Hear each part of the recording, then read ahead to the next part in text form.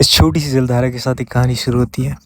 आइए लेकर चलता हूँ मैं आपको 100 से 150 दिनों की एक यात्रा पर खास बात यह है कि इसका मुख्य कैरेक्टर मैं नहीं हूँ। हाँ, इसका मुख्य कैरेक्टर है एक नदी। विश्व की समस्त सभ्यताओं का विकास नदियों के किनारे हुआ है। भारतीय सभ्यता one of the oldest living civilization के रूप में जानी जाती है। इसी भारत देश में एक नदी है, मां नर्मदा। भारत की 5वीं सबसे बड़ी नदी, जो कि सतपुड़ा के मैकल रेंज से निकलकर खंभात की खाड़ी में मिल जाती है। इसका एक और नाम है रेवा, जिसका अर्थ होता है गिवर ऑफ प्लेसर। सतपुड़ा व विंध्य पर्वत श्रृंखला की भंस घाटियों से गुजरने वाली यह नदी मध्य प्रदेश और गुजरात की जीवन रेखा कहलाती है। सोन व जोइला नदियों के साथ इसका उद्गम स्थल मध्य प्रदेश के अनूपपुर जिले के अमरकंटक नामक स्थान में। यहाँ से 1312 किलोमीटर की यात्रा तय कर यह one of the longest left flowing river के रूप में जानी जाती है। विशिष्ट भौगोलिक परिस्थितियों की वजह से संभव हो पाता है, परंतु इसका महत्व केवल भौगोलिक परिस्थितियों तक ही नहीं है।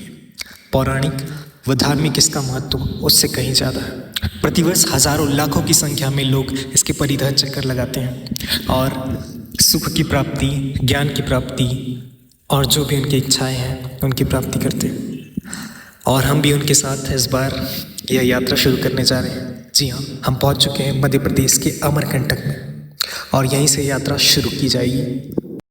धार्मिक व पौराणिक मान्यताओं के अनुसार यह यात्रा शुरू करने का उत्तम समय होता है कार्तिक मास की एकादशी।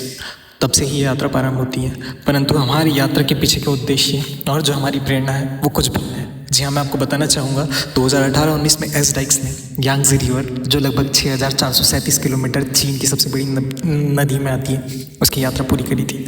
एड स्टेफर्ड 2008 से 10 के बीच में अमेजन रिवर को 860 दिन में अपने मित्र के साथ पार किया था।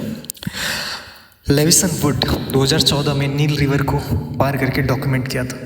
तो ये हमारी कुछ प्रेरणाएं हैं और as a youth, adventure seek youth, मैं इस यात्रा में उन सभी श्रद्धालुओं के साथ शामिल होऊंगा और यह यात्रा पूर्ण करूंगा, उसको डॉक्यूमेंट करूंगा, इसके किनारे की सुंदरताओं को इस कैमरे में कैद करके इनकी कहानियों को संकलित करूंगा। आई होप मैं किसी की धार्मिक भावनाओं को चोट ना पहुंचाऊं।